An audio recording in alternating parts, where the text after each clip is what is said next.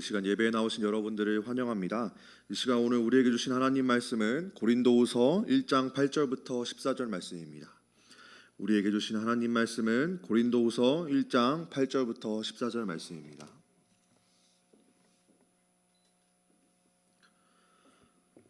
네, 우리 다 한 절씩 교독했으면 좋겠습니다. 제가 먼저 읽겠습니다. 형제들아, 우리가 아시아에서 당한 환난을 너희가 모르기를 원하지 아니하노니 힘에 겹도록 심한 고난을 당하여 살 소망까지 끊어지고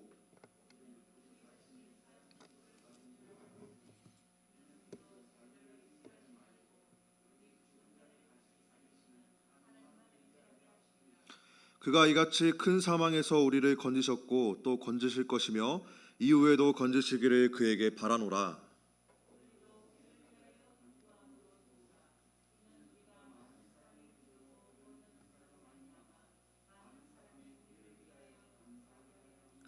우리가 세상에서 특별히 너희에 대하여 하나님의 거룩함과 진실함으로 행하되 육체의 지혜로 하지 아니하고 하나님의 은혜로 행함은 우리 양심이 증언하는 바니 이것이 우리의 자랑이라.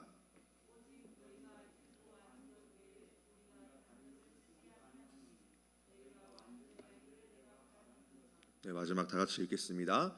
너희가 우리를 부분적으로 알았으나 우리 주 예수의 날에는 너희가 우리의 자랑이 되고 우리가 너희의 자랑이 되는 그것이라. 아멘.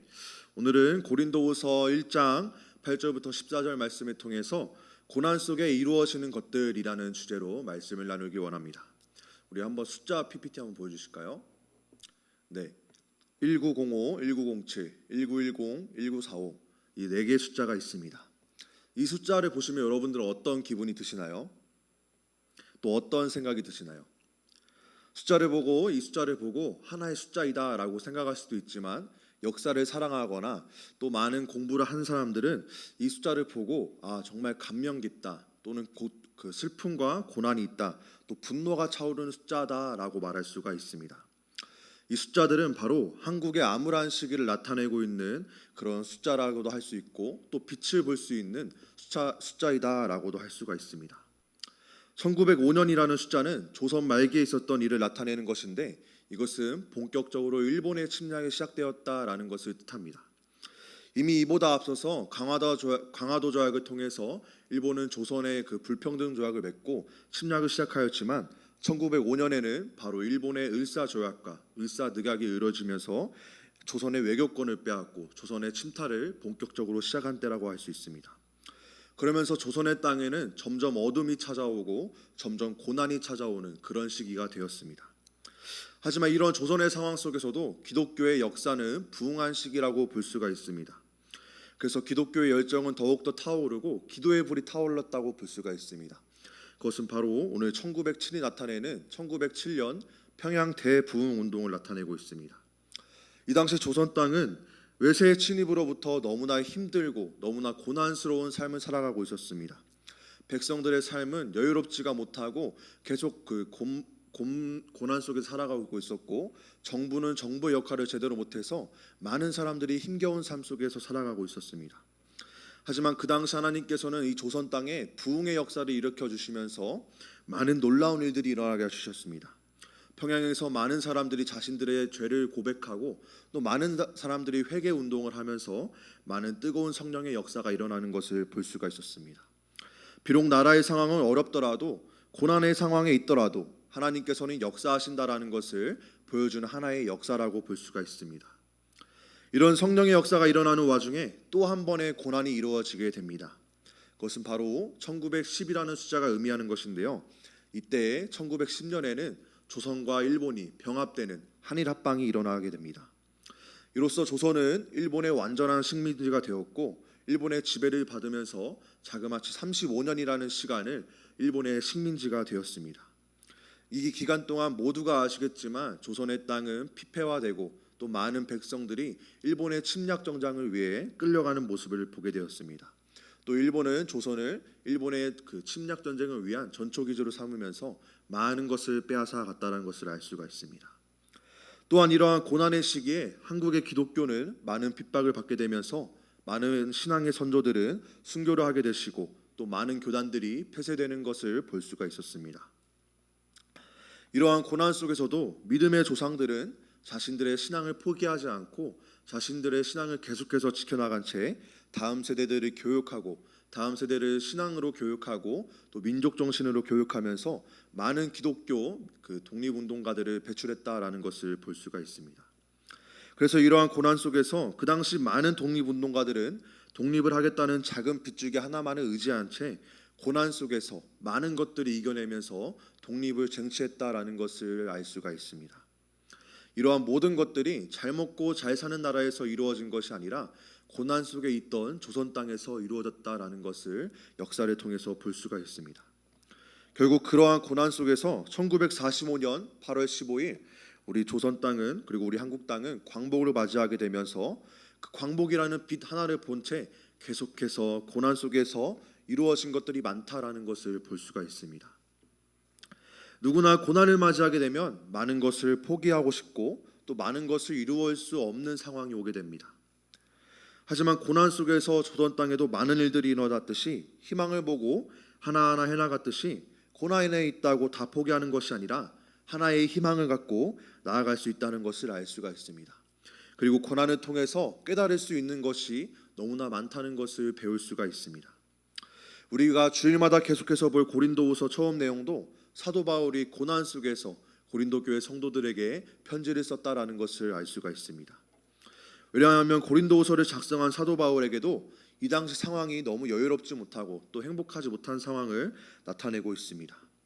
이미 전도 여행을 통해서 사도 바울의 몸은 지칠 대로 지쳐 있었고 또 자신이 개척한 고린도 교회에게 첫 번째 편지를 통해서 그 문제들을 해결하고 싶어서 편지를 보냈지만 고린도 교회의 문제가 해결되기도 하였지만 또 다른 문제가 야기되었고 또 밖에서는 불순 세력이 유입되면서 자신이 개척한 고린도 교회로부터 비난과 욕을 먹는 상황이 되었습니다.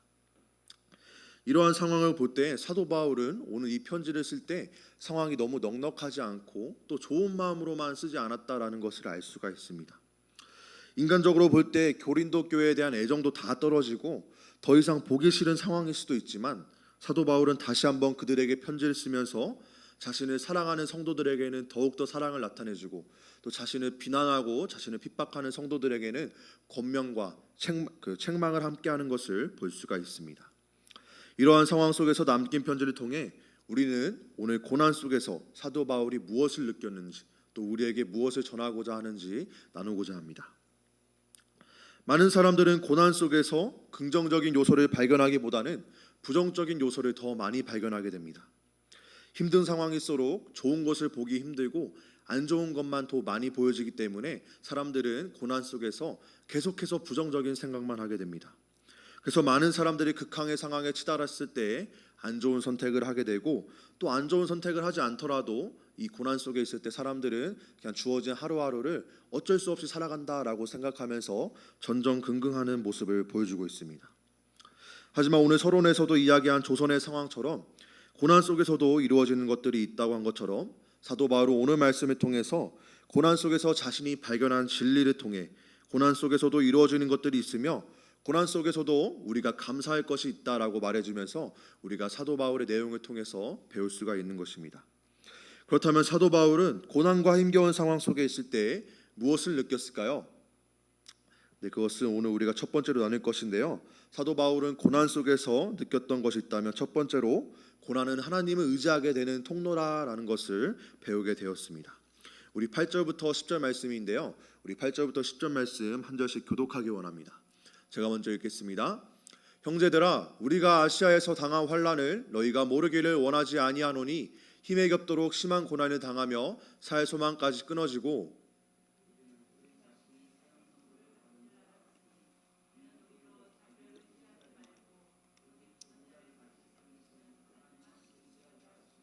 그가 이같이 큰 사망에서 우리를 건지셨고 또 건지실 것이며 이후에도 건지시기를 그에게 바라노라. 아멘. 사도 바울이 자신의 상황이 어떠했는지를 먼저 오늘 말씀을 통해서 우리에게 설명해 주고 있습니다. 자신이 처했던 상황을 먼저 그 당시 고린도 교회 성도들에게 나누기를 원한다라는 것을 알 수가 있습니다. 그래서 자신이 아시아에서 당한 환난 때문에 힘에 겹도록 고난을 받고 또 살 소망까지 끊어졌다고 표현하고 있습니다. 또한 바울은 더 심한 표현을 하고 있는데요. 바울 자신이 사형 선고를 받은 것 같다고 설명해주고 있는 것입니다. 아마 사도 바울은 정확한 지역은 언급하고 있지는 않지만 이 당시 아시아라고 말하고 있는 사도 바울의 선교 지역은 아마 에베소 지역일 것이다라고 많은 사람들이 추측하고 있습니다. 그래서 사도 바울은 그곳 에베소에서 복음을 전하는 사역을 하다가 많은 고난을 받았다라는 것을 우리가 추측할 수가 있습니다. 그래서 자신이 직접 사형 선고를 받은 것 같다고 말하면서 이미 사회 소망까지 끊어졌다고 말하면서 자신은 많은 것을 포기했다라고 느껴질 수 있을 정도로 고린도 교회 성도들에게 전하고 있습니다. 가해지는 고통의 무게가 너무 무겁기 때문에, 가해지는 고난이 너무 힘겼기 때문에, 바울 스스로 견디기 어려운 상황에 이었기 때문에 마침내 생명의 위협까지 느끼고 있다라는 것을 사도 바울은 우리에게 나눠주고 있습니다. 이런 상황 속에서 사도 바울은 자포자기하고 죽음을 기다리고 있던 것이 아니라, 그리고 모든 것을 포기한 채 예수님을 배반한 것이 아니라, 자신이 믿던 학문을 의지한 것이 아니라 죽은 자도 살리시는 그 예수님만 의지하려고 하는 것, 그리고 하나님만 의지하려고 한다라는 것을 깨달았다고 고백하고 있는 것입니다. 우리도 사도 바울과 같이 너무 힘든 고난을 겪을 때가 너무 많이 있습니다. 또 겪어왔던 적이 있을 것이고, 또 앞으로 우리가 살아갈 때 이 고난이 없을 것이다 라고 호언장담하지 못할 것입니다. 또 이런 고난이 왔을 때 모든 것을 내려놓고 쉬고 싶다라는 생각을 할 때가 있을 것입니다. 이러한 모습이 철로역정에도 나오는 것을 볼 수가 있습니다. 철로역정은 존 버년이 쓴 책인데요. 이것은 성경 다음으로 많이 팔렸다라고 할 수 있을 정도로 많이 읽혔던 책입니다. 이 책은 주인공인 크리스천이 천국을 향해 나아가는 그 길을 설명해주고 있는 책입니다. 이 철로역정을 보게 되면 크리스천이 자신의 고향을 떠나 무거운 짐을 지고 천국을 향해 나아가는데 수많은 고난과 수많은 역경들이 있는 것을 볼 수가 있습니다. 그 위험 속에서 잠깐 정신을 잃고 잠깐 하나님의 말씀을 떠나게 되면 많은 위험들이 도사린다라는 것을 볼 수가 있습니다. 하나님의 말씀을 붙들고 좁은 길로 나아가고 있지만 그 좁은 길 속에서도 잠깐 하나님의 말씀을 떠나게 되면 그 좁은 길 속에서조차 많은 고난과 또 사단의 위협이 있다라는 것을 볼 수가 있습니다. 하지만 좁은 길에서 하나님의 말씀을 의지하고 계속해서 나아가게 되면 하나님의 큰 도움이 있고 하나님의 큰 역사하심을 볼 수 있는 것이 오늘 철로역정의 주인공을 통해서 우리가 볼 수가 있습니다. 철로역정의 주인공처럼 하나님의 말씀을 붙들게 되면 우리가 하나님과 더욱더 가까워진다라는 것을 배울 수가 있는 것입니다. 이처럼 우리는 천국을 향해 나아가는 과정 속에서, 그리고 고난의 상황 속에서 두 가지 선택을 할 수가 있는 것입니다. 그것은 바로 세상을 의지할 것이냐, 아니면 나의 창조주이자 나의 구원자이신 만물의 창조자이신 하나님을 의지할 것인가 라는 두 가지 선택을 할 수가 있는 것입니다. 우리는 이 두 가지 선택 중에서 한 가지를 선택할 때 어쩔 수 없이 마지못해서 예수님을 선택하는 것이 아니라, 세상을 의지하면 결과가 불보듯 뻔하기 때문에 내가 오직 하나님만 의지하겠습니다 라는 그런 믿음의 고백을 갖고 예수님을 선택하는 그런 귀한 선택이 되기를 주님의 이름으로 축복합니다. 만약 우리가 세상을 선택하게 된다면 어떻게 될까요?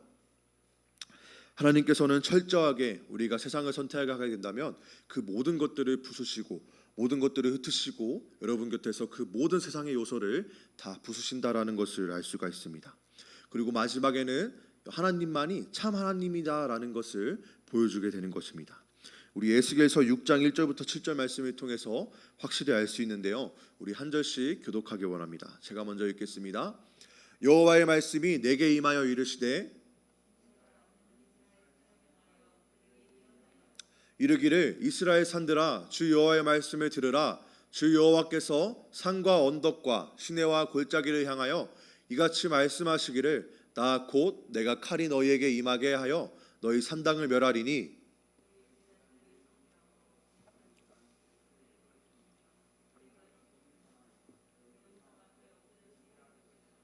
네, 5절 말씀 보여주시면 좋겠습니다. 이스라엘 자손의 시체를 그 우상 앞에 두며 너희 해골을 너희 제단 사방에 흩으리라.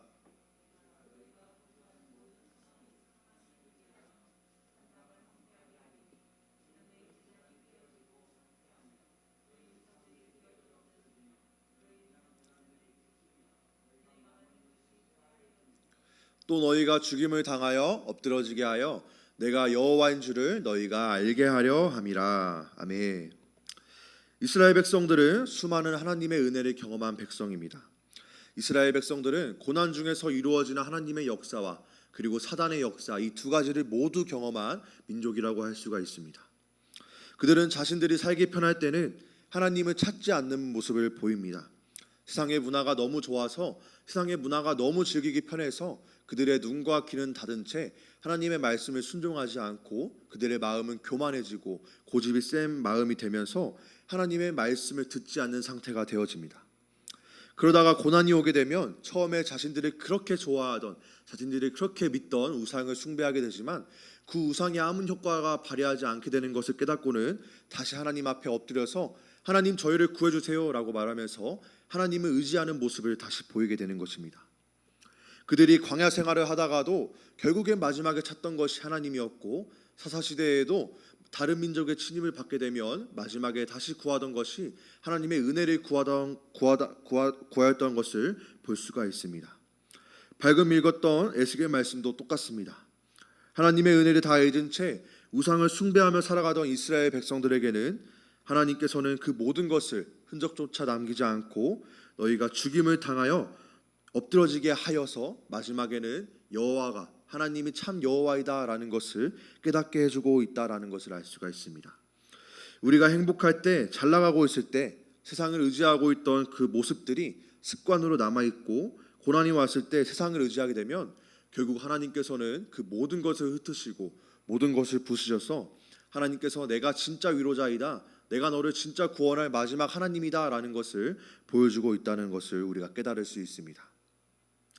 여러분은 어떠한 사람이 되기를 원하시나요? 고난 중에 사도 바울처럼 하나님을 의지하길 원하시나요? 예수님을 의지하길 원하시나요?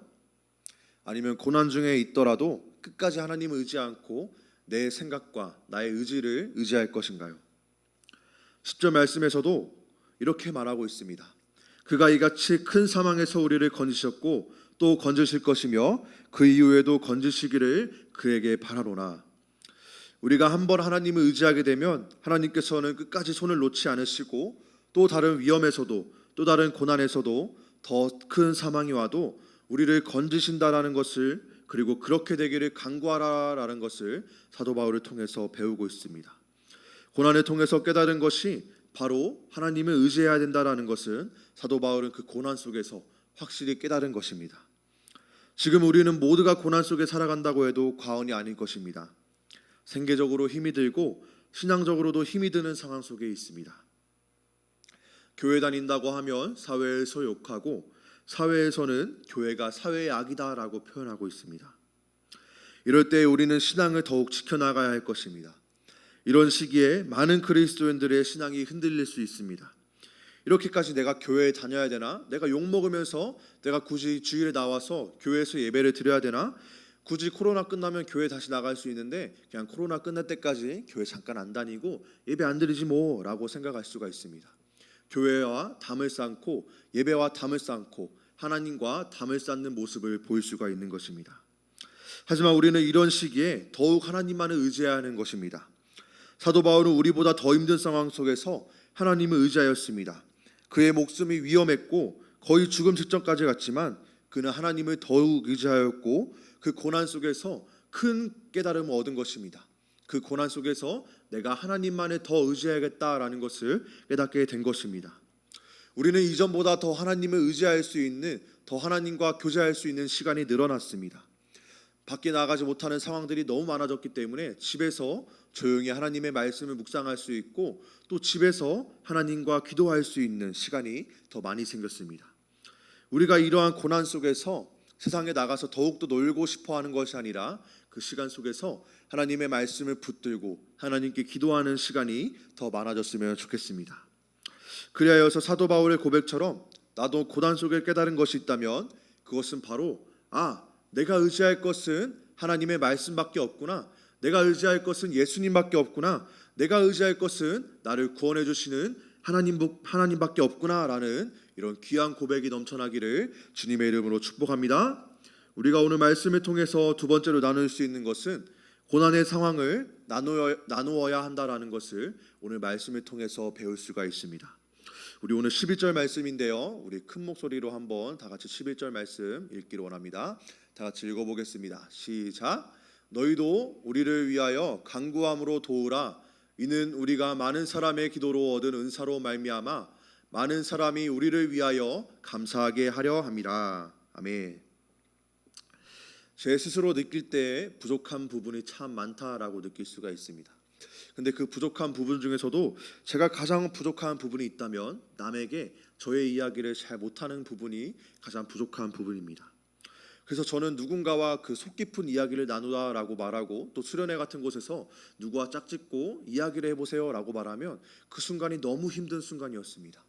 그 순간만 되면 저의 심장 박동이 너무나 빨라지고 그 생각이 듭니다. 내가 저 사람을 무엇을 믿고 저 사람에게 나의 속마음 이야기하지, 나의 모든 것을 이야기하지? 라는 이런 생각이 들게 됩니다. 그래서 저는 엄청 친한 친구에게도 저의 속 이야기를 잘 하지 못하는 그런 안타까움이 있습니다. 그래서 고난이 오게 되면, 힘든 상황이 오게 되면, 또 무엇인가 나누고 싶은 상황이 오게 되더라도 저는 많은 것을 나누지 못하고 조금 진짜 수박 겉핥기식으로 조금만 나누는 것을 볼 수가 있습니다. 그러다 보면 혼자 힘들어서 지칠 때도 있고 누군가에게 짜증을 표출하기도 하며 혼자 그 무거운 짐을 지고 있기 때문에 금방 내가 힘들어지는 것을 볼 수가 있었습니다. 그래서 그런 힘듦이 있을 때 기도 제목을 나누라고 해도 뭔가 정말 속 깊은 기도 제목을 나누는 것이 아니라 이런 형식적인 기도 제목을 나누어서 그 순간을 모면하려고 하는 모습들을 제 스스로 많이 볼 수가 있었습니다.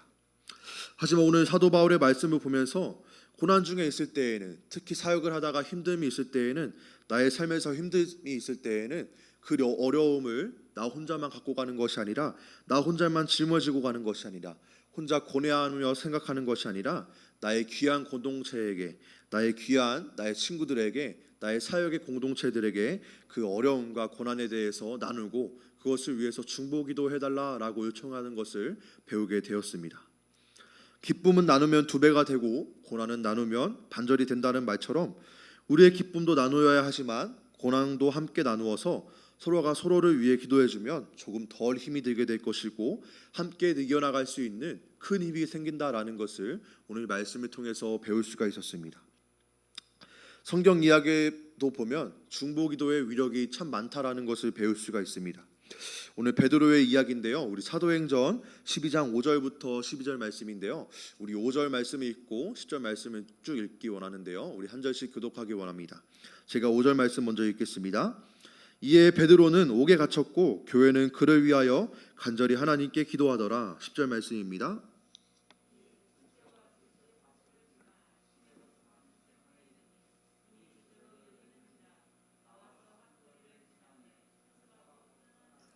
이에 베드로가 정신이 들어 이르되 내가 이제야 참으로 주께서 그의 천사를 보내어 나를 헤롯의 손과 유대 백성의 모든 기대에서 벗어나게 하신 줄 알겠노라 하여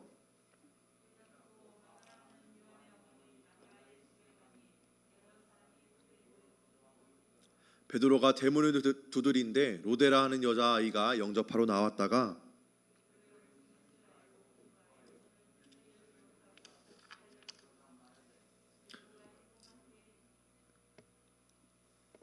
그들이 말하되 내가 미쳤다 하나 여자아이는 힘써 말하되 참말이라 하니 그들이 말하되 그러면 그의 천사라 하더라.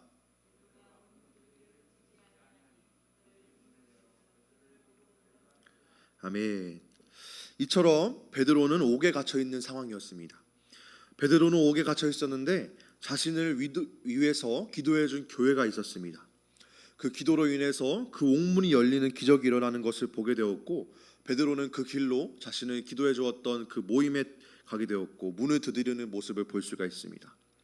많은 사람들이 그 문을 두드리는 것을 보고 또 그 음성을 듣고 베드로가 아니라 베드로를 보낸 그 천사다라고 말하고 있지만 직접 베드로가 그 옥에서 나와서 그들에게 문안 인사를 하는 것을 볼 수가 있습니다. 이처럼 중보기도를 통해서 큰 기적이 일어났다라는 것을 성경 말씀을 통해서 볼 수가 있습니다. 그래서 바울도 오늘 말씀을 통해서 자신들을 위해서 중보기도해 줄 것을 요청하고 있는 것을 데살로니가 후서 말씀을 통해서 알 수가 있습니다. 데살로니가 후서 3장 1절 말씀에 이렇게 표현하고 있습니다. 끝으로 형제들아, 너희는 우리를 위하여 기도하기를 주의 말씀이 너희 가운데서와 같이 퍼져나가 영광스럽게 되고라고 말씀을 하고 있습니다. 이렇게 바울은 자신 스스로도 중보기도의 사역이 얼마나 중요한지를 자신의 서신들을 통해서 말해주고 있고, 또 이렇게 자신을 위해서 기도해 주기를 요청하고 있다라는 것을 볼 수가 있습니다. 이렇게 사도 바울은 중보기도의 요청을 통해서 중보기도의 힘이 얼마나 놀라운지, 그 고난 속에서 중보기도의 요청이 얼마나 놀라운지를 설명해주고 있는 것입니다. 오늘 마지막 이야기를 통해서 중보기도가 얼마나 힘이 있는지를 나누고 마치고자 합니다. 기도에 있어서 아주 오래된 책이 있습니다. 이것은 기도의 고전이라고도 하는데요, 기도로 세계를 움직이라라는 책이 있습니다. 이 책은 웨슬리 듀엘이라는 사람이 책을 썼는데요, 이 웨슬리 듀엘이 이 책에서 간증하는 것을 볼 수가 있습니다. 이 책에서 히긴스 선교사님이라는 이야기가 나오는데요, 히긴스 선교사님은 케냐에서 선교를 하고 있는 케냐 선교사였습니다. 이 선교사님이 케냐에서 사역을 마무리하고 안식년을 위해서 미국으로 가기 위해 케냐의 도시로 가서 공항을 가고 있었습니다. 선교사님은 케냐의 마우마우라는 지역에서 케냐의 도심으로 이동하고 있는 중이었습니다. 그런데 그 당시가 1960년대였는데 이 1960년대에는 길가에 가로등도 없었고 더욱더 아프리카였기 때문에 치안이 그렇게 좋지 않던 지역이었습니다. 그런데 그 한밤중에 그 케냐에 있는 공항으로 가고 있었는데 차가 갑자기 고장나는 것이었습니다. 차가 고장이 났기 때문에 그 당시 뭐 핸드폰도 잘 터지는 시절도 아니었고, 또 케냐에서 그 한밤중에 서비스를 부를 수 있는 상황도 아니었기 때문에 그 선교사님 가족은 그 차에서 한밤중을 보내기로 결심하게 되었습니다. 그런데 이제 그 한밤중에 어떻게 하다 보니 그 한밤중이 지나고 다시 케냐의 공항으로 가서 미국으로 다시 돌아가게 되었습니다. 그런데 그 미국으로 돌아가는 그 비행기를 타기 직전에 한 사람이 와서 선교사님에게 묻는 것이었습니다. 혹시 선교사님 어젯밤에 마우마우에서 이 공항으로 오시지 않았나요? 라고 물었습니다. 그래서 선교사님이 그렇습니다. 내가 어제 마우마우에서 이곳 공항으로 오게 되었습니다. 근데 혹시 어제 선교사님 15명의 사람과 같이 있었나요? 그 밤에? 아닙니다. 저는 15명의 사람과 있지 않고 저의 사랑하는 아내와 저의 가족들과 함께 그 차 안에서 있었습니다. 그래서 왜 그 질문을 하냐고 물어봤습니다. 그래서 그 밤에 깡패 무리들이 있었는데 그 깡패 무리들이 차가 고장난 것을 보고 그 한밤중에 선교사님을 습격하려고 하였습니다. 하지만 그 깡패들이 15명의 사람들이 있는 것을 보고 저 사람들이 너무 많구나라는 것을 보고 다시 돌아갔다라는 그런 이야기를 해주었습니다. 선교사님이 그 이야기를 듣고 뭐 15명의 사람들이 있었나 보구나, 뭐 잠깐 그 사람들이 헛것을 보았구나라고 생각하고 대수롭지 않게 그 지역을 지나갔습니다. 그렇게 목사님은 미국에 도착해서 안식년을 보내고 있다가 자신의 모교회를 방문하게 됩니다. 그 모교회 방문해서 뭐 설교도 하고 오랜만에 만난 귀한 성도님들과 교제를 하고 있었습니다. 그런데 한 성도님이 이렇게 와서 선교사님에게 또 물었습니다. 선교사님, 그 1960년 그 6월 달에 그 밤에 무슨 일이 있었나요? 이 미국 땅에 오기 전에 그 케냐 땅에서 그 한밤중에 무슨 일이 혹시 있었나요? 라고 물어보는 것이었습니다. 그래서 선교사님이 좀 오래된 일이었기 때문에 곰곰이 생각해 봤습니다. 생각을 해보니 그 당시에 한밤중에 차가 고장나서 그 고장난 상황 중에 밤을 보냈다라는 것을 그 성도님에게 이야기해 주었습니다. 그러자 성도님께서 귀한 간증을 해주는 것이었습니다. 선교사님, 저희가 사실 그날 밤에 너무 불길한 예감이 들어서 또 안 좋은 생각이 들어서 저희 중보기도 팀이 있었는데 모일 수 있는 15명의 교회에 모여서 히긴스 선교사님을 위해서 기도하였습니다. 그래서 우리가 한밤중에 그 밤새도록 선교사님을 위해서 기도하였는데 그런 놀라운 일들이 있었다니 다행이네요 라고 그렇게 간증을 해주는 것이었습니다. 선교사님은 그때 이런 생각이 들었습니다. 그때 그 말했던 15명의 사람이 진짜 사람이 아니라 나를 위해서 하나님께서 보내준 중보기도의 15명이구나, 15명의 천군 천사이구나 라는 것을 깨닫게 되는 순간이었습니다. 만약 중보기도 팀이 아니었다면 미국으로 돌아가지 못하고 케냐에서 무서운 일을 당할 뻔한 큰 일이었습니다. 그런 큰 어려움과 고난에 처할 뻔한 큰 상황이었습니다. 하지만 중보기도의 힘으로 선교사님은 큰 위기를 아무렇지 않게 넘길 수 있었고 계속해서 귀한 사역을 이어나갈 수 있었다라는 것을 오늘 우리는 이 귀한 간증을 통해서 알 수가 있었습니다. 이렇듯 중보기도에는 힘이 있다라는 것을 우리가 알 수 있는 것입니다. 중보기도를 하게 되면 미리 오는 고난에 대해서 대비할 수도 있고 또한 고난에 처해 있더라도 중보기도를 통해서 그 고난 속에서 건져낼 수 있고 큰 일을 앞두고 사역을 앞두고 있다면 그것을 이겨나갈 수 있는 큰 힘을 우리가 받을 수 있다라는 것을 오늘 말씀과 귀한 간증들을 통해서 배울 수가 있었습니다. 사랑하는 성도 여러분, 어려움을 겪고 있다면, 고난을 겪고 있다면 이제는 나 혼자만 갖고 있는 것이 아니라 사랑하는 여러분에게, 여러분의 귀한 공동체에게 아픔과 고난을 나누어 보시기를 바랍니다. 그리고 기도 요청을 해보시기 바랍니다. 여러분의 공동체가 그 문제를 위해서 간절히 기도하게 된다면 오늘 나왔던 베드로의 이야기처럼 또 큰 기적이 일어나게 될 것이고 히긴스 선교사님의 이야기처럼 큰 역사가 일어날 것입니다. 그러니 우리의 고난을 나누어서 함께 그 고난을 이겨내고 그 고난을 이겨냈다는 귀한 간증들이 넘쳐나기를 주님의 이름으로 축복합니다. 오늘 우리는 고린도후서 말씀을 통해서 고난을 당했을 때 이루어지는 것들 그리고 이겨내는 방법들을 배우게 되었습니다. 고난을 당했을 때 그 고난 때문에 너무 지쳐서 쓰러져 있고 마치 죽음을 앞에 두고 있는 사형수처럼 모든 것을 포기하고 가만히 있는 것이 아니라 나를 구원해 주시는 하나님을 우리가 의지해야 된다라는 것을 배우게 되었습니다. 또한 고난이 있을 때 중보기도를 요청하고 고난을 나눔으로써 우리가 그 고난을 이겨내야 된다라는 것을 배우게 되었습니다. 성경의 위대한 인물들도 매 순간이 승승장구하고 매 순간이 행복했던 것은 아니었습니다. 그 위대한 성경 인물들도 그 고난의 순간들이 참으로 많았습니다. 하나님의 마음에 합한 자 다윗도 고난의 순간이 있었고요. 하나님의 아들이신 예수님도 수많은 고난의 순간이 있었습니다. 하지만 이분들이 그 고난 속에서 우리와 다른 점이 있었다면 그것은 바로 세상을 의지한 것이 아니라 자기 자신을 의지한 것이 아니라 하나님의 말씀을 의지하였고 하나님께 의지하였고 하나님께 기도하였다라는 것을 우리가 배울 수가 있습니다.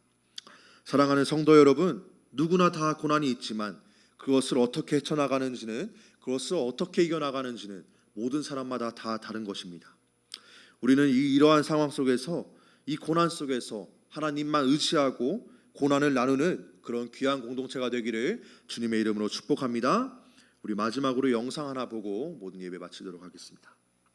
제가 다니던 그 북한의 기관이 있는데 통일전선부가 해외 동포들을 관장하는 부서입니다. 북한에서 저에 대한 성향을 알면서도 자기 도움을 받으니까 그냥 다 눈 감아주면서 그래서 아무 문제 없이 잘 했는데 제가 미국에서 한 설교가 있었어요. 김일성 동상이 다 무너지고 우상이 없어져야지 북한은 복을 받는다.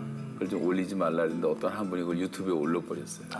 해커들이 그거를 캐치해가지고 이런 놈이 어떻게 우리나라 와서 이런 일을 하느냐 이렇게 됐겠죠. 저를 잡기 위해서 평양에서 특사들이 와갖고 하루만 와서 페이지만 봐달라. 그래서 우리 장로님들 중국 가셨다가 내일 모레 나 데리러 오라고 해놓고 들어갔는데 잡힌 거예요. 그 사람들이 제일 무섭게 보는 죄는 최고 전원 모독죄. 그러네요. 외국인 신분이니까 죽일 수가 없어서 사형을 선고를 했다가 종신형 노동교화 명령을 내리더라고요. 여기서 내가 평생을 살다가 노동하다 죽어야 되는가. 근데 그때만 해도 제가 너무 분했던 게 뭐냐면 내가 무슨 죄를 졌길래 도대체 잘못한 게 하나도 없는데 이렇게 억울하고 이렇게 모순된 재판이 어디 있겠는가. 그런데 잠시 제가 묵도를 했어요. 거기서 떠오르는 게 예수님이 십자가 지시는 장면. 뺨을 맞고 침뱉음을 당하고 채찍맞고. 예수님의 재판처럼 그렇게 모순되고 억울한 재판은 없더라고요. 갑자기 환상 같은 것인데 어떤 그 하얀 깃털 하나가 제 어깨 사이즈 되는 게 날라오더니 제 어깨에 딱 앉는 거예요. 그 순간에 모든 무거웠던 짐들이 다 사라지고 마음이 편안해지더라고요. 그리고 저도 모르게 잠이 들어버린 거예요. 첫날 밤에. 처음에 노동한 게 힘들었어요. 그쵸. 왜냐하면 겨울이었기 때문에 얼어붙은 석탄 창고에 들어가서 석탄을 깨는데 그 석탄이 이제 튀잖아요. 얼어붙은 거니까. 그럼 얼굴이 까매지고 피도 나오고 그러는데 그 다음에 관절이 말을 안 듣고 접혀지지도 않고 인대가 끊어져서 어깨도 세 대가 인대가 끊어지고 동상이 아파오는데 근데 병원에 이제 간 다음에 일이지만 조금만 늦었으면 발가락 다 쌀 뻔했다더라고요. 저를 조사하던 그 조사관들이 아주 거기서 골수 중에 골수였던 사람들이잖아요. 그러던 사람이 어느 날 갑자기 부드러워지더라고. 이 사람이 어느 날 나오라 그러더니 자기들만 목욕하는 조그만 목욕탕이 있는데 저하고 단둘이 목욕하는데 막 때를 밀어주기도 하고.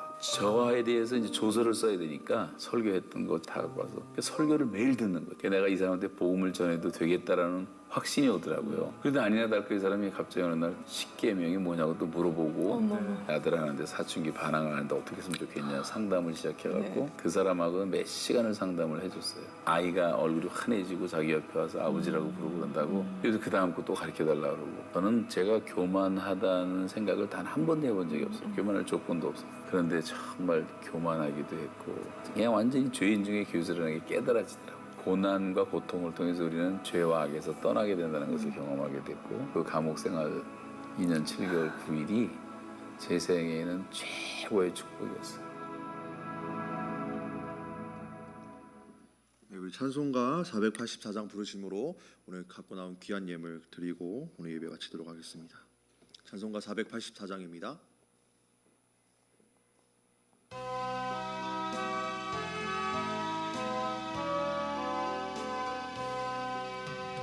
내 맘에 주여 소망 되소서 주 없이 모든 일 헛되어라 밤에나 낮에나 주님 생각 잘 때나 깰 때 함께 하소서 지혜의 주여 말씀으로써